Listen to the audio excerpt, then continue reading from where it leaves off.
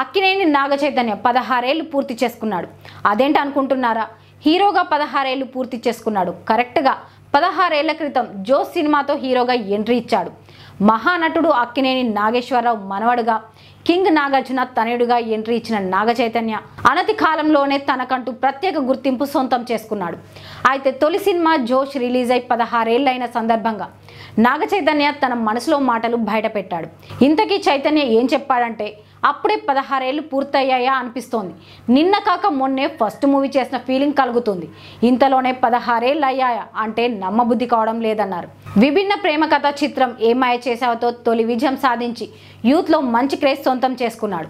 ఆ తర్వాత 100% లవ్, ఒక లైలా కోసం, మనం, ప్రేమం ఇలా విభిన్న కథా చిత్రాలతో మెప్పించి తనకంటూ ప్రత్యేక గుర్తింపు సొంతం చేసుకున్నాడు. అయితే మాస్ ప్రయత్నం చేసిన దడ, బెజవాడ, యుద్ధం, శరణం చిత్రాలు నిరాశపరిచాయి. అయినప్పటికీ చైతు మాస్ ప్రయత్నం మాత్రం ఆపలేదు.